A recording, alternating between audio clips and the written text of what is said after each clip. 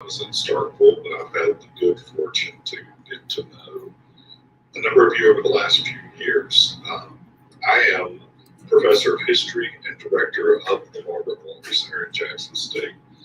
I must apologize for not being there myself.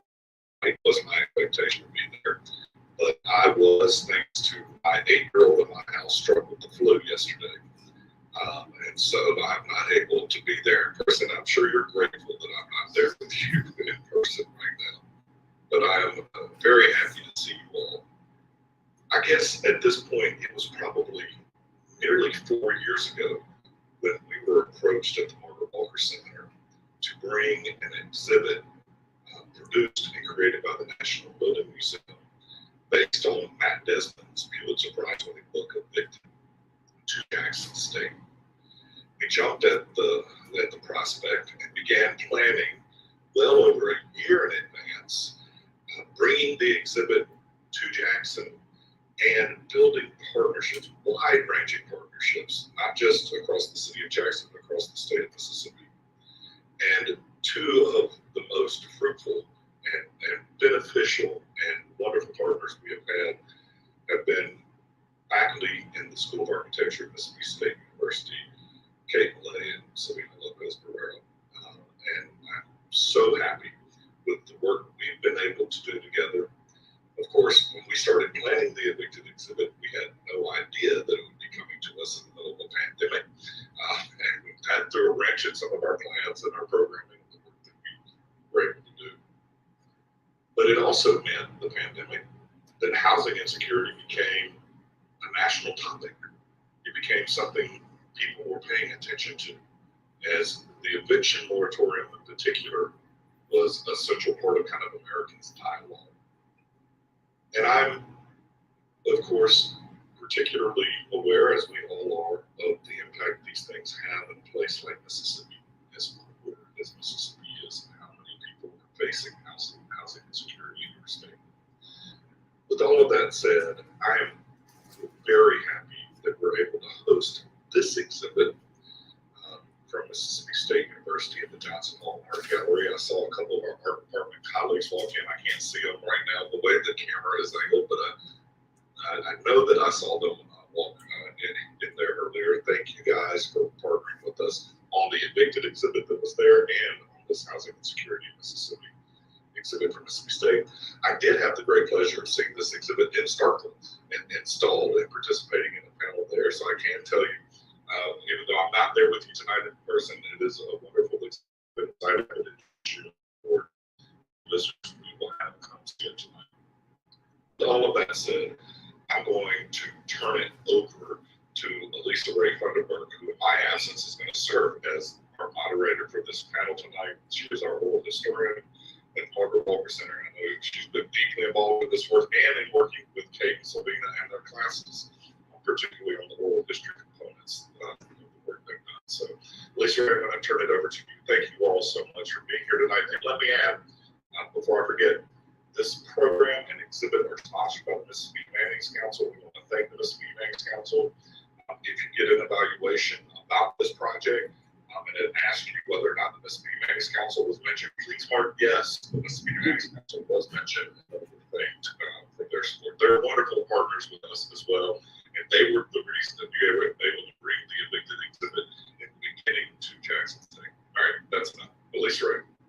Thank you. Yes, so my name is Elisa Ray. I'm the oral historian here at the Margaret Walker Center, and I'm very happy to have been a part in some small way of this project, this oral history project, and the exhibit that's come out of it. But I'm going to ask that each of our panelists introduce themselves before we get started. So maybe we can start at the end here. I'm Sarah. I'm the State student. I'm the research assistant. My name's Alicia. I'm also a state university student. And our virtual guest.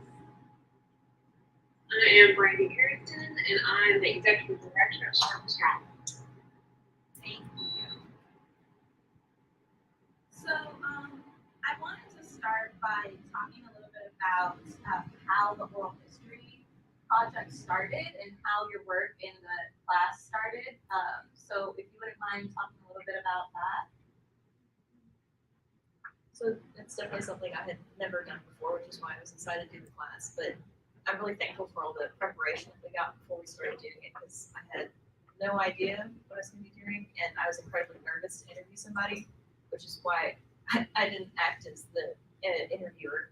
But it was kind of incredible going through that process, and then being able to utilize that when, like, I traveled in the summer. I was able to use that experience to do interviews on my own as well.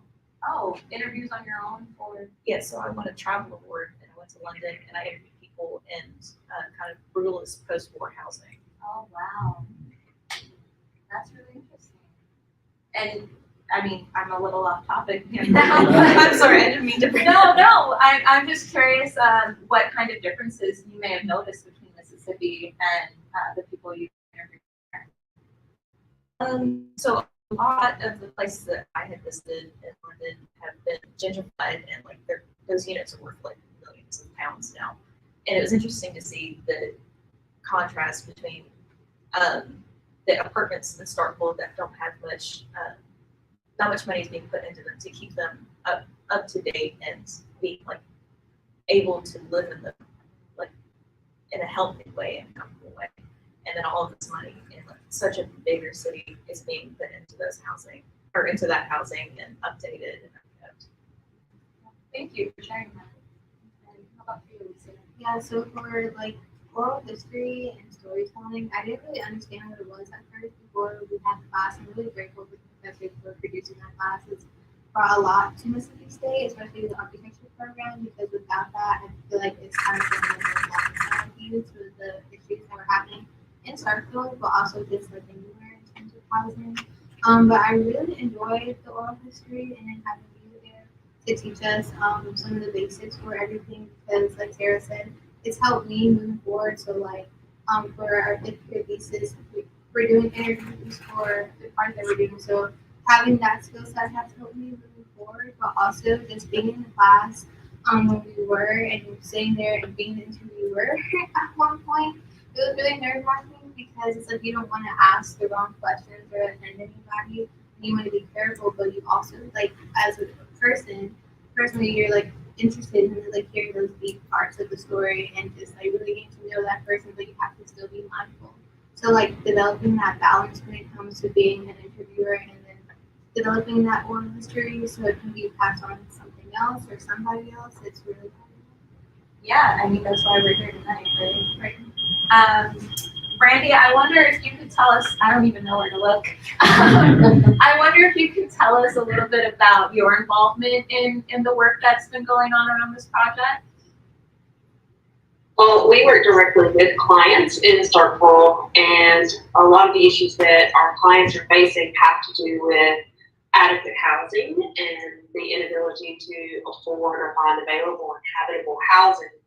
So through our work with clients, we were able to refer them directly to the students who needed to do interviews and connect them and fill in the blanks or fill in the gaps with information for those clients so that they could participate in this really important project.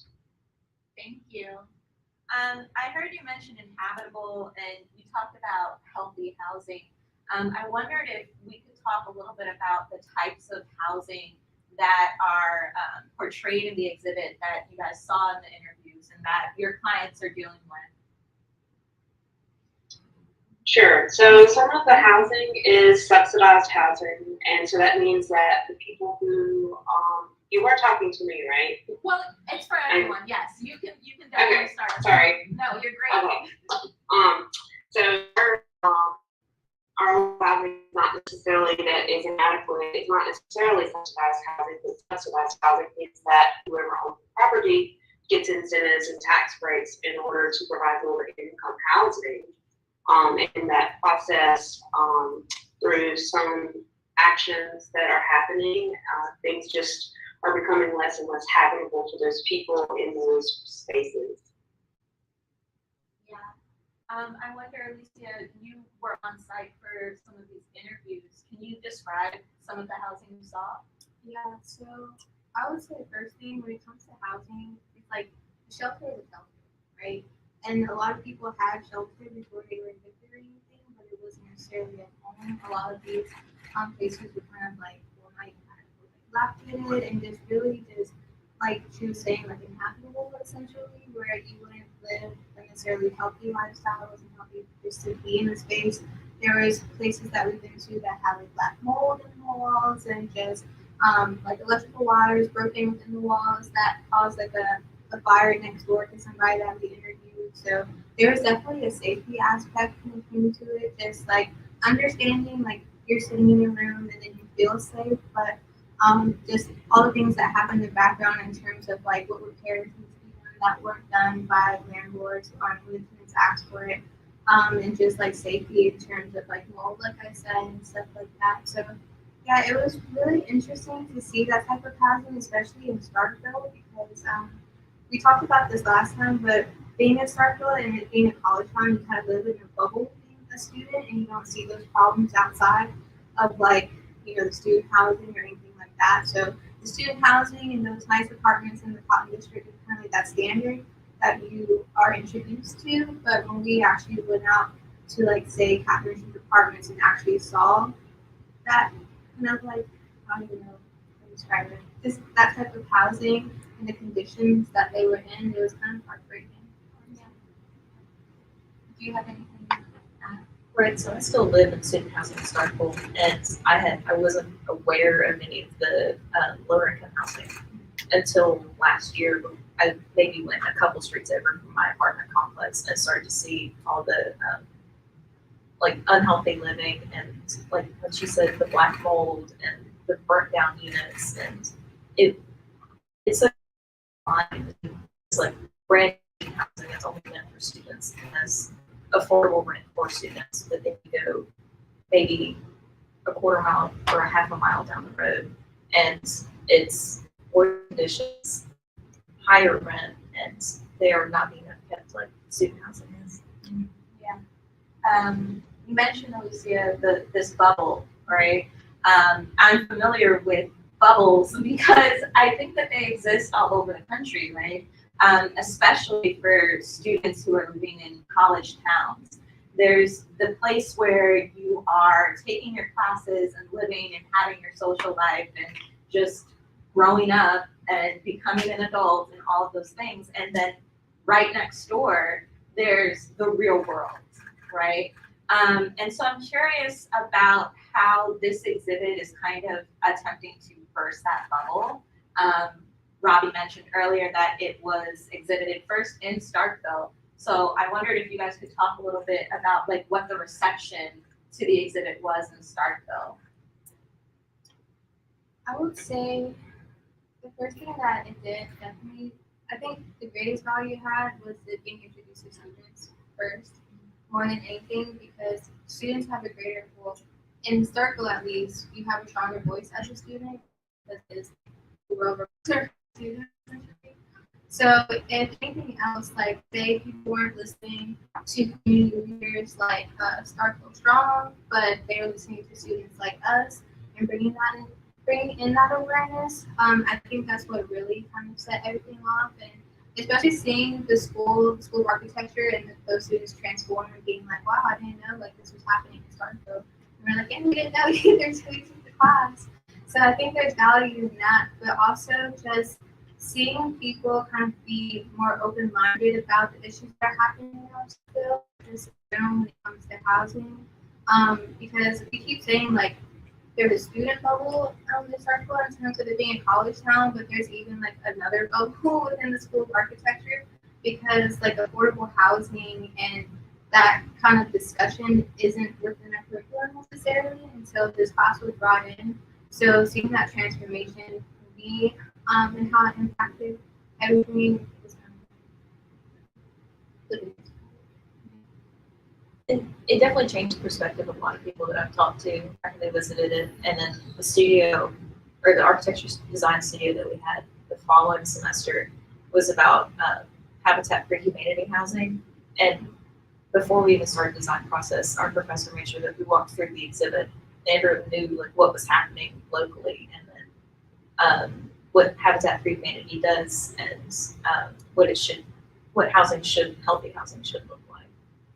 So that exhibit we were able to utilize it during our design studio and learn from it. That's awesome. Brandy, I wonder if you can tell us if any of your clients were able to view the exhibit and how that might have impacted them. Not sure how many who were actually involved in the project made it over. I do know a couple did. But as far as if they didn't see it, we sent them pictures and video and talked to them about how their story was told in the exhibit. And before even getting to it being displayed publicly, our clients felt seen and heard, which is not something that anyone outside of their neighbors has been willing to do. So the ones who have seen the pictures and interacted with us on how it made them feel, they feel hope from this. I actually think that, you know, the exposure and, you know, pinpointing some of the issues and having real stories to go along with it, actually humanizing the issue, is making a larger impact beyond just the city. If these clients or, you know, they're clients of ours, but if people are seen and heard, then it just fosters hope within them that something might change. And then if you could also speak to maybe the wider reception in terms of, I don't know, maybe government officials or news or anything like that that might help broaden. So whenever the mass evictions happened in August of 2021, it made local, state, national, and international news. We went to city officials to plead with them to be on the right side of decisions so that they could have a win and be positively seen in the news cycles. It wasn't until these stories began to come out, we began advocating more vocally and collaborating with MSU students, that we did see them release a new code enforcement structure, which we get to see the benefits from. But we think that the city officials can't continue to have their blinders up to what is going on, because our goal this semester with our interns and with several of the MSU projects we've been participating in has been awareness. Because if people don't know, they don't know. And the more that this is talked about and shared and discussed and seen, then the city officials can't go for ignoring. Yeah, thank you.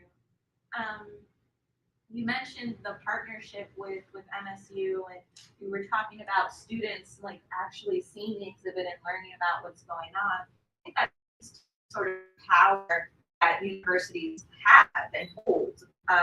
It's economic, right? Because they're literally serving this college town and creating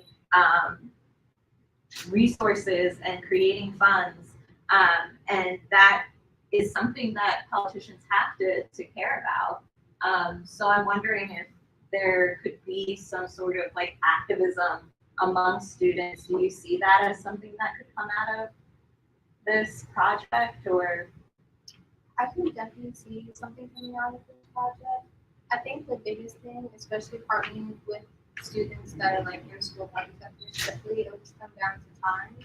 But I think the activism comes through like implementing classes like this, because then our time is dedicated towards that. You know what I mean? Instead of it being outside of our class time, and then, you know, like it's in our heart to do that good and to be there and to promote stuff like this, but we just don't have time to. So that's what this class really like provided for us, was that time to do what's already resting on our hearts, essentially. I 100% agree. I think the first step was the awareness, and now that we've accomplished that, it's certainly first activism. Right, yeah, step by step. I'm curious, like, how traveling the exhibit, going from Starkville now to Jackson, is going to impact that reach. Do you guys have any ideas on that? Maybe you, Brandy? Well, for us, the collaborative projects, I love what she said about it happening inside the classroom. Having time in class to talk through those things and plan, and then that be a part of their active time with the class, I think has just really been the glue that sort of made this stick and go farther. And with it traveling to Jackson, housing insecurity in Starkville is not the only issue. It's nationwide. And to be able to take stories and take issues we're facing here in Starkville and have it seen on a different level, hopefully, I'll go back to ignoring the city. This should be in our papers, should be in our newspapers. The exhibit being there should be a focus and a success story for the university. And hopefully that success story will then link back to our local government, seeing that this story, this actual thing that's happening here and affecting so many of our vulnerable neighbors is now being viewed outside of Starkville and will continue to give bad press. I know that I keep saying that it's about optics, but that's really where our city government is right now. They're not acknowledging because of the optics of it. But if they see that it's not going, the story is still there and it's still going to continue throughout, and we hope that beyond Jackson it goes somewhere else, then if the city doesn't choose to get involved positively, then they will be seen as the villain in the situation. And I think that in that, there's an opportunity for them, and we can spin the perspective for them to get on board and see that being more proactive about the situation will be better for them in the long run. I think that's how expanding it beyond Starkville will positively affect change that happens within the next year. Thank you. And speaking of change, one of my questions was how the project or the exhibit has changed in the past year since it was first shown in Starkville. Have there been more interviews? Is the project continuing? So I've taken on the role of setting up interviews and contact with the clients. A few interviews, and we do a few this semester. I think we're going to continue next semester as well. But I know we've refined the gallery a bit more since it was in Starkville, and then we've added physical models and a VR set as well. Oh wow, VR. That's really cool. Whose idea was that? And what do you think that those like physical models and VR are going to add to the experience for people who are seeing this exhibit for the first time? I know it'll help comparing sizes because the floor plans on the board necessarily aren't to scale, but the physical models are the same scale, so you can see how one unit's like much smaller than another. It might even fit in the living room. And then it helps that we have the full scale plan taken down on the floor, so you can actually stand in the space and see how little room that resident had. That's really true. I think especially for people who are visiting this exhibit who aren't architecture students, right? They might not have a sense of size and scale when they're looking at photos or looking at images and drawings like that. So having something physical that they can kind of see in a more 3D way definitely is. I'm looking forward to it. I haven't seen it yet. So. I think. Let me see. I have a couple other questions. Oh, yeah. What do you see as the future for the project? You mentioned the oral histories, having interviews this semester and continuing into next semester. But beyond the interviews, do you have a sense or an idea of what you would like to see happen? Perhaps the exhibit traveling somewhere else? So I would like to see it travel out of state, just like the exhibit that was here previously, because I feel that housing insecurity in a small town or rural Mississippi is very different from housing insecurity in a bigger city. I feel like that's something that not a lot of people across the country are aware of unless you live in those rural places. So I feel like it would bring a new sense of awareness about rural housing insecurity. Yeah, definitely bringing it outside the rural aspect, but also, I know a lot of people are like visual, like watching a documentary or something like that. So I think that would be something that would be nice.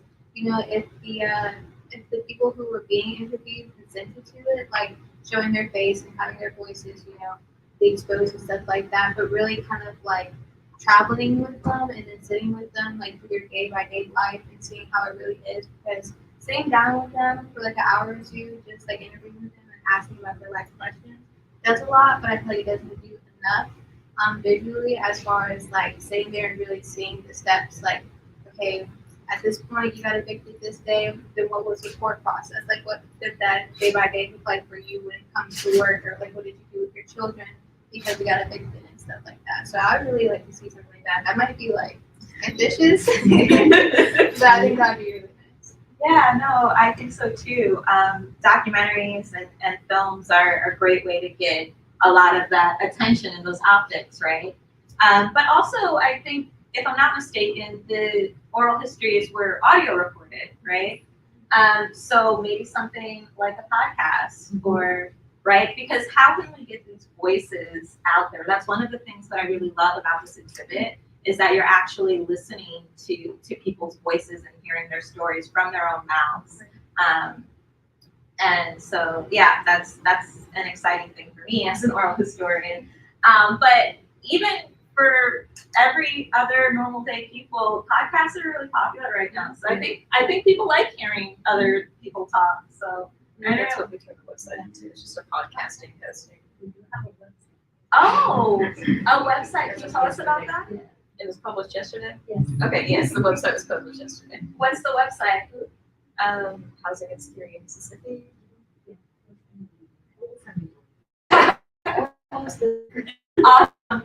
Yeah, because I think that's really great for people to be able to hear the oral histories. We have them here at the Margaret Walker Center, but our website, I don't know if people even know all of the collections that are on there and know to look for it. So I'm glad that it's going to be on the web or have a greater presence. I'm wondering if maybe now's a good time to take some questions from the audience. If anyone has any questions for the panel. Yeah. I actually have a question to Brandy that is a continuation of your question. I wonder what Starkville Strong thinks we should do with this next. Because it seems like a lot of good ideas are coming out of this discussion of where should we take this next? Where should we take this next from Starkville Strong's perspective? What do you think? Well, first, I think that there should be pressure for the Board of Aldermen to walk through this exhibit. I think the pressure won't come from Starkville Strong is a thorn in our city government side, but if there was a push to encourage, even if we just had one alderman agree to watch it, and I know that campaign would, and then really push them to see and to listen, and maybe even have a portion of it heard at a Board of Aldermen meeting, like one of the snippets from one of the audios. If they don't submit to really hearing and changing the statistic and the data and all of the transactional feeling things from hearing about housing instability numbers and business and all of that stuff, it's not transformed from that transactional feeling to a relational feeling, and then the outrage of the citizens of Starkville, and there are a lot of people in Starkville who are willing to rally behind. They just need leadership to tell them what to do. So I think that the next step for our partnership is to figure out what we're going to do, what feet we're going to put on the pavement to put pressure on our local government, to put pressure on all the local leaders besides government. That means churches and other organizations in town who are trying to do good. Because if there's enough of us who are saying stop and listen to these stories, then maybe we can have some real change happen. But about the documentary, I know that filming something and editing and all that is a lot, but part of what you have going for this exhibit is it's immersive. It's not just visual. You have audio, and you can hear in someone's voice how they really feel about something. So the project as itself is whole. I think what we need is more exposure and more encouragement for people to go and see it and feel it and react to it, so that we can build an army that's ready to go and put feet on the pavement to really force change to happen here. That's a really great answer. Anyone else? Don't be shy. Okay, I'm gonna ask a question to the students here. So, what do you guys, how do you guys see this class, this experience in this class, will affect or impact your future careers? You both are now, Alicia is in 5th year, like almost there finishing the program, already working full time in an architecture firm.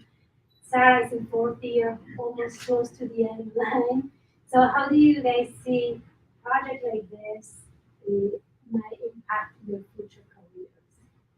So for me personally, it's really impacted the way I see like community involvement and community-based design, especially for like equitable design or just like equitable architecture in general and like what that may mean. So not just like this building is for a certain group of people, but how can we for all people in a fair way? And so accommodate everybody. So that's where it's changed my focus is just making sure, like, no matter what I do or what ideas I personally have, you know, my experiences in a space aren't the same as other people's experiences in a space.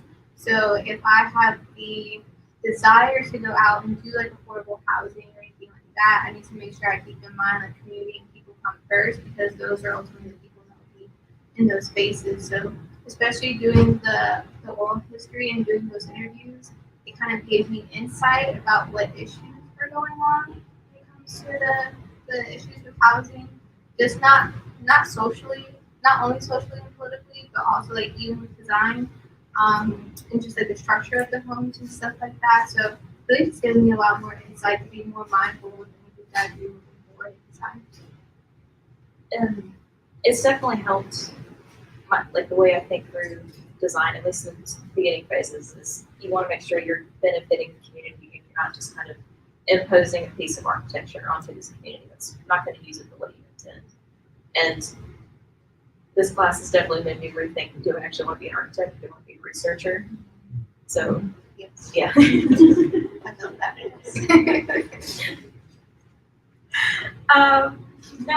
As you were talking, I was thinking about the impact of like race and gender on this issue of housing insecurity. And so I wonder if you can talk to us a little bit about the like dynamic of people who were for the project.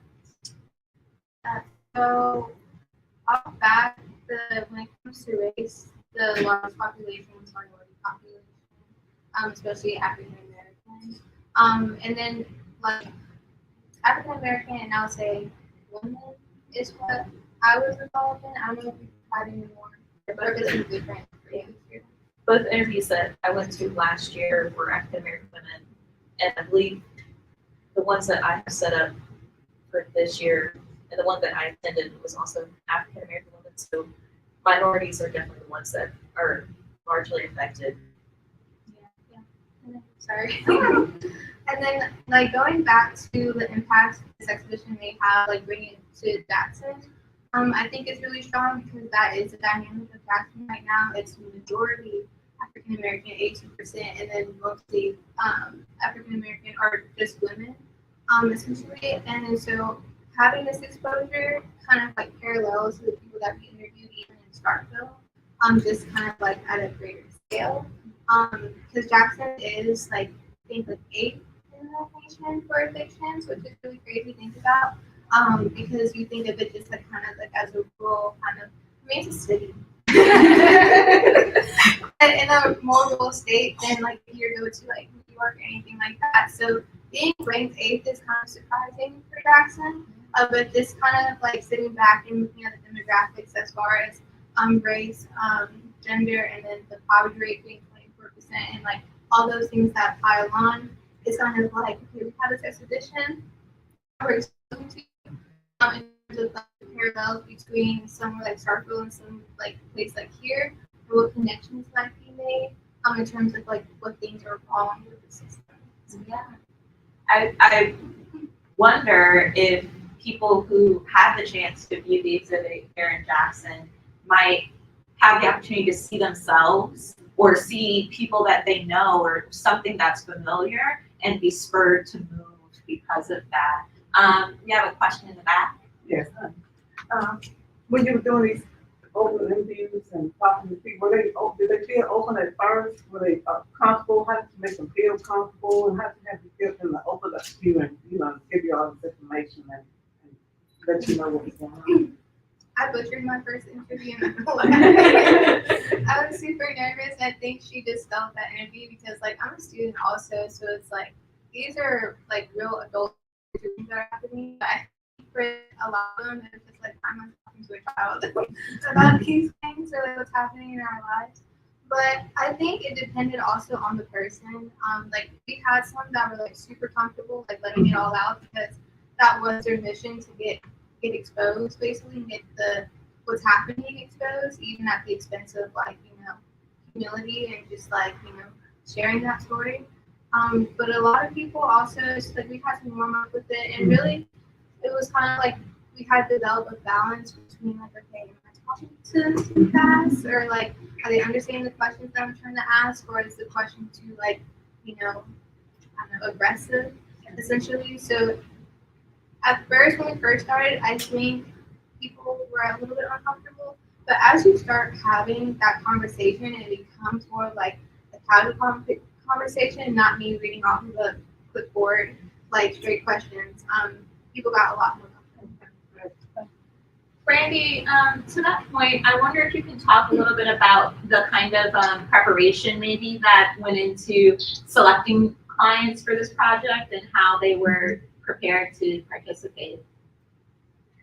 One of our biggest goals and one of our biggest barriers is building trust with our clients. And through building trust, we have to establish multiple just situations where they have to put their trust in us. We show up for them, and then after a few times of them finding that we're dependable and that we really do care and we really do want to see them do better or have better opportunities, then we are able to move them beyond their situations. So every client that we referred to this project was someone who we had already been working with for a good while, and then the ones that they're interviewing currently, we have been working with for a while, so they trust us. And when we tell them this is a really good opportunity for you to be heard and to hear your story and what you've been through and what you struggle with day to day, most of them are really excited about that opportunity. Now, that doesn't mean that they won't be nervous the day of, because there's always trust issues with anyone new. But I think that's what the students did really well, and I attribute to the teachers as well, because they prepared them for these situations and how to express empathy and how to interact in a way that was able to build trust in such a short amount of time. But so for us, we talk to them beforehand. We see if they are open to it. We remind them of what our mission is, and we them this project. Had no one that we initially talked to who was not interested at all in it because they wanted their stories to be heard. Any other questions from our great in-person audience? I don't know if we're taking any questions from the live stream. No? Okay, thanks. From the bodiless voice somewhere. Well, that being said, I'm out of questions, but that's probably because I feel like I already know so much about it. Do you guys have any last things you want to share with people here, with the people watching online? Not even thank you for taking the time to be here. That's the most important thing. Because discussion like this is really important. Without these type of discussions, we really can't move forward, and things don't manifest out of anything. So being here and being able to see the students' work that got put into the exhibition and just the things that the professors have prepared for us, I really thank you guys for being here and taking the time. I'll just keep saying thank you on top of that. And then I guess the last thing is, what can we say to entice more people to come see the exhibit after they watch this video? What's going to make them come to campus, come to Johnson Gallery and listen to these stories?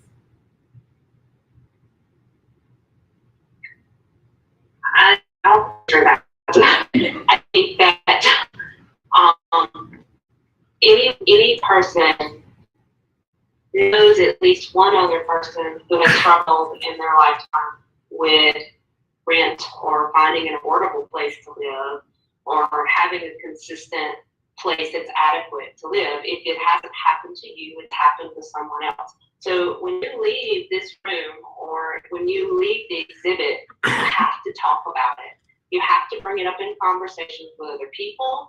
You have to evoke the nature of the human to be an empath. And just, I always tell people, each of us are 1 to 2 catastrophes away from needing a support system that may or may not be there for us. So having those real and honest conversations outside of the room that you're in is going to be the make or break on whether people are interested to come and learn more.